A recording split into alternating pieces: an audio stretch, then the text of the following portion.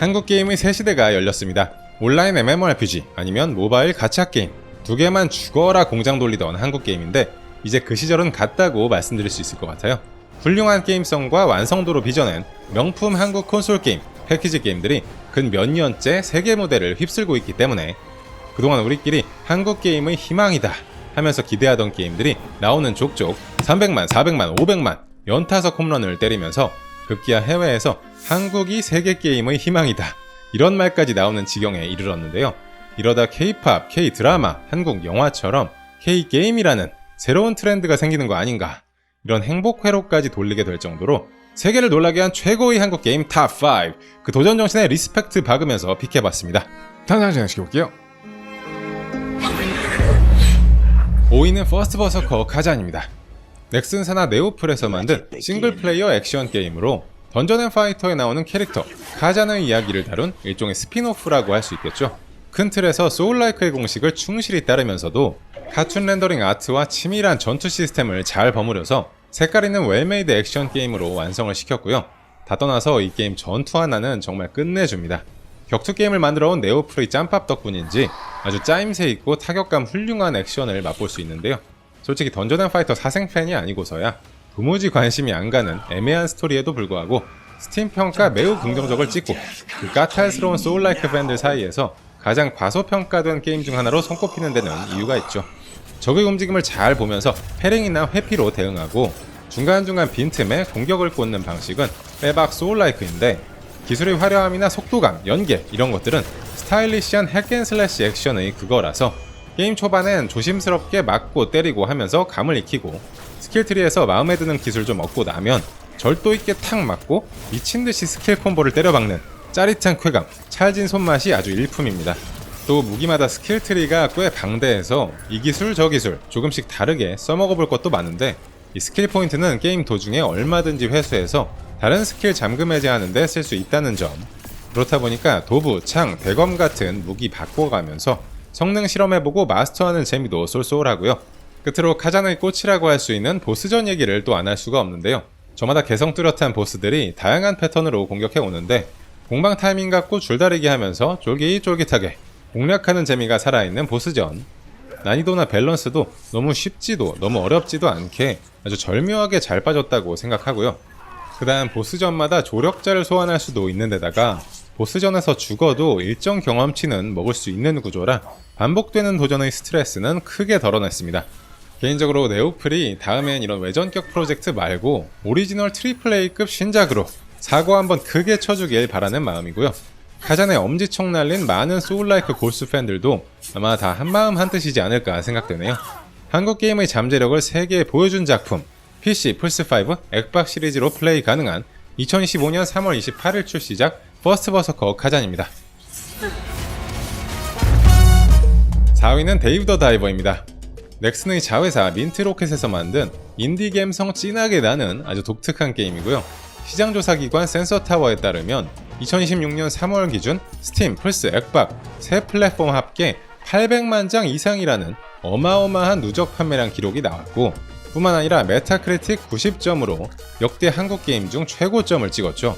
소위 말하는 대박을 쳤다라는 말이 이거만큼 잘 어울리는 경우도 없을 것 같고 또 확실히 그럴만한 이유가 있는 것 같아요. 데이브 더 다이버는 아주 단순하면서도 한번 잡았다 하면 헤어나오기 힘든 마성의 게임 플레이 루프를 특징으로 하는데 2D 해양 액션 어드벤처 플러스 경영 시뮬레이션 그리고 중간중간 여러가지 미니게임까지 튀어나오면서 하나의 장르로 정의할 수 없게끔 깨알같은 재미를 아주 알차게 담아놨거든요. 일단 매력적인 컨셉이랑 아트로 먹고 들어가는데 어딘지 모르게 귀여운 배불뚝이 잠수부 아저씨랑 영 60쯤 돼 보이는 호탕한 사업가 할배, 초밥집의 흑형 일식 요리사처럼 개성 넘치는 캐릭터들이 바닷가에서의 소소한 삶을 유쾌하게 풀어내고요. 낮에는 잠수부로서 뭐가 튀어나올지 모르는 바닷속 세계를 탐험하면서 물고기를 잡는데 이건 초간소화된 2D 썸노티카 같은 느낌도 살짝 들고 밤에는 초밥집에서 서빙 일까지 도와주면서 갓생을 사는데요. 이 초밥집 알바 시뮬레이션 요소는 심야 식당에서 영감을 받았다고 하던데 전 옛날 플스 게임 중에 나의 요리라는 게 있었거든요. 그거 생각이 나면서 아무튼 행복 게임 달렸습니다. 데이브 더 다이버 하면 잊지 못할 일화 하나가 소위 세계 4대 게임 시상식 중 하나로 꼽히는 영국의 바프타 게임 시상식에서 2024년 게임 디자인상을 거머쥔 쾌거가 아직도 기억에 생생한데요. 그때 같은 수상 후보였던 게임들 몇 면을 보면 젤다의 전설 티어스 오브 더 킹덤, 마블 스파이더맨 2 같은 거물급이 포진돼 있었거든요.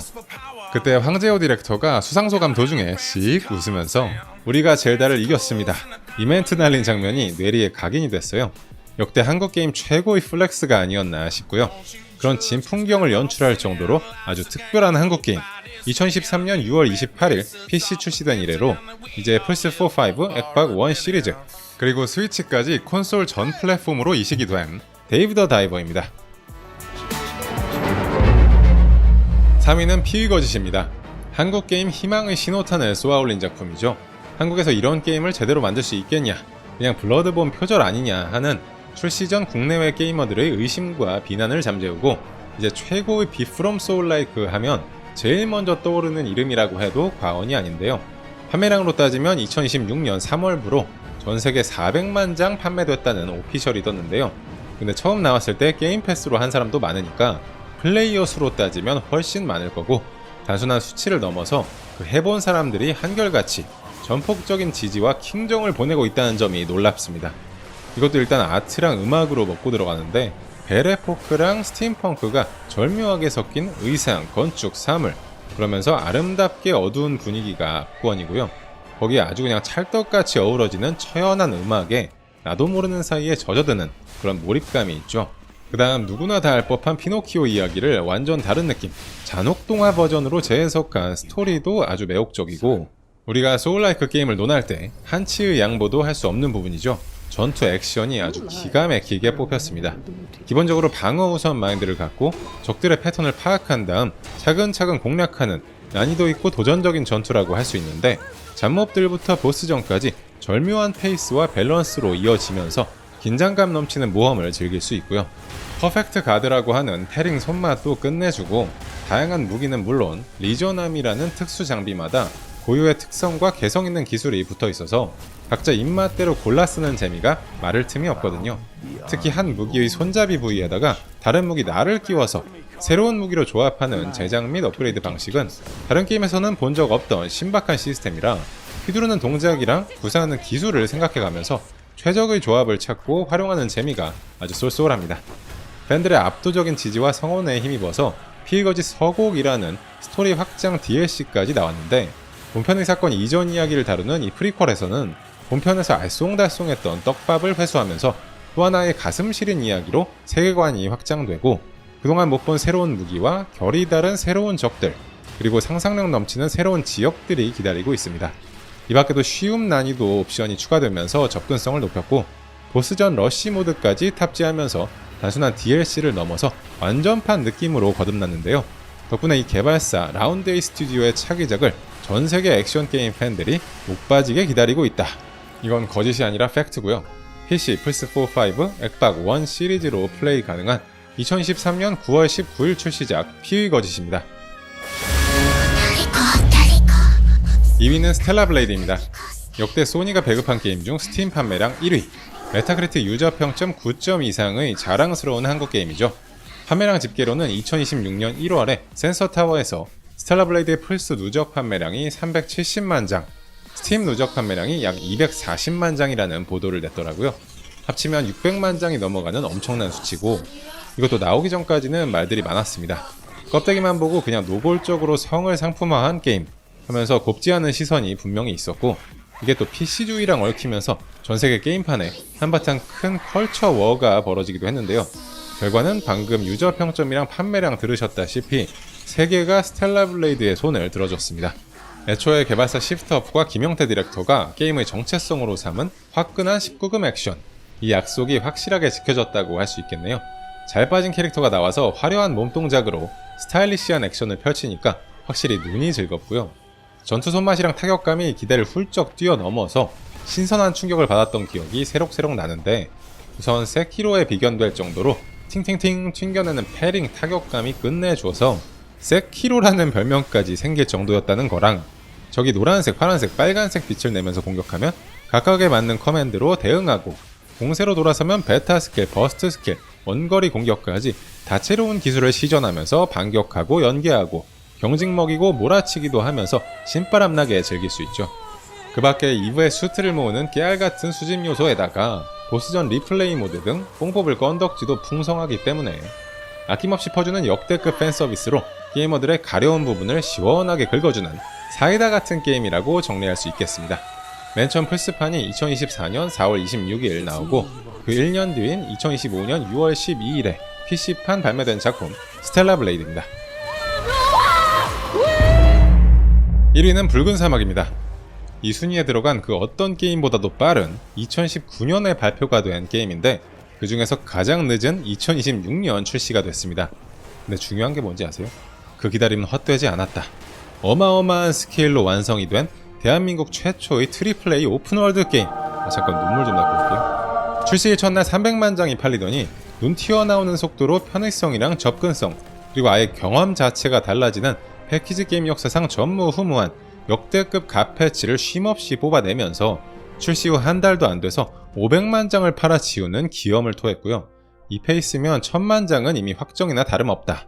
이렇게 볼 수 있고 그 이상으로 어디까지 갈 수 있을지 붉은 사막이 가는 길이 곧 한국 게임의 새로운 역사가 아닌가 싶기도 하고요. 돌이켜보면 제가 붉은 사막 출시 전에 얘기할 때마다 진짜 곧띠 받는 게임 되려면 스토리가 관건이다.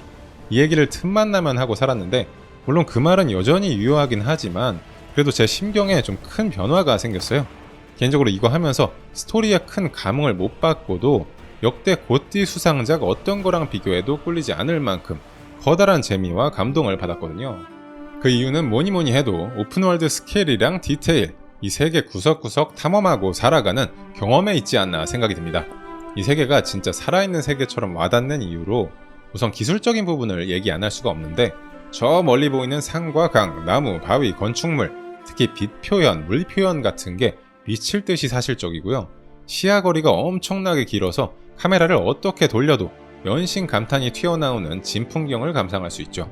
근데 여기서 꼭 짚고 넘어가야 될 게 그래픽 좋은 오픈월드 게임이야 시중에 이미 많습니다. 근데 그냥 시각적으로만 멋있는 거랑 하는 내내 내가 이 세계를 모험하는 느낌이 드는 그런 몰입도는 완전 다른 문제거든요. 근데 붉은 사막은 눈으로만 즐거운 병풍 같은 세계가 아니라 주인공 없이도 매일 해가 뜨고 지고 수많은 사람들이 각자의 일상을 사는 세계 속에 내가 딱 들어와 살면서 그 세계를 변화시키는 그런 느낌이 확실히 든다는 거. 그러면서 다른 어떤 게임을 보고 그대로 따라한 게 아니라 개발자들이 0에서부터 브레인스토밍으로 쌓아 올린 그런 독창성과 정성의 흔적이 보인다고나 할까요? 탐험이나 퍼즐, 오픈월드 돌아다니면서 할 수 있는 다른 신박한 일들이 너무 많은데 입에서 불을 뿜는 중세 판타지 속 드래곤을 타고 날다가 다른 데서 불을 뿜는 제트팩이나 로봇을 타고 날 수도 있는데 시공간적 틀을 깨고 이 다음엔 뭐가 나올까? 어디로 튈 줄 모르는 점이 붉은 사막의 킬포인트 같고요. 그 중에서도 최고 꿀잼은 역시 전투라고 봅니다. 각종 중세 무기는 물론이고 맨손 타격만 해도 어떤 건 스트리트 파이터 같고 어떤 건 철권 같고 일일이 다 셀 수도 없을 만큼 다양한 무술, 프로레슬링 기술을 시전하면서 놀 수 있는데 깊이 파면 팔수록 어렸을 때 즐겨했던 게임, 푹 빠져서 본 만화 같은 장면이 끊임없이 튀어나오면서 혼을 쏙 빼놓는 자유도 높은 전투, 이걸 어떻게 참아요? 오픈월드 액션 게임의 새로운 기준을 세운 괴물 같은 한국 게임, PC, 플스5, 엑박 시리즈로 플레이 가능한 2026년 3월 20일 출시작 펄어비스의 붉은 사막입니다. 여기까지 세계를 깜짝 놀래킨 최고의 한국 게임 탑5 픽해봤습니다. 여기서 재밌는 사실은 오늘 다룬 게임들이 전부 나온지 겨우 3년도 안 된 영한 게임들이고 만든 사람들도 이런 콘솔 패키지 게임 쪽으로는 거의 데뷔작으로 임한 프로젝트라는 건데요. 실로 한국 게임의 격동기가 아닌가 생각이 듭니다. 막말로 3년 전까지만 해도 해외에서 한국 게임 하면 MMORPG 원툴, 근데 배틀그라운드가 한국 거였어? 이 정도 말고는 딱히 나올 얘기가 없었는데 불과 3년 만에 위상이 몰라보게 달라진 느낌이고요. 이런 작품들이 세계 게임 업계에 신선한 자극을 주면서 그동안 우리가 못해서 안 하는 게 아니라 안 해서 못하는 거였다는 걸 증명시켜준 셈인데 결과를 떠나 이 바닥에서 정말 쉽지 않은 도전, 방향성을 제대로 잡고 간다는 사실만으로도 박수를 보내고 앞으로도 응원하는 바입니다.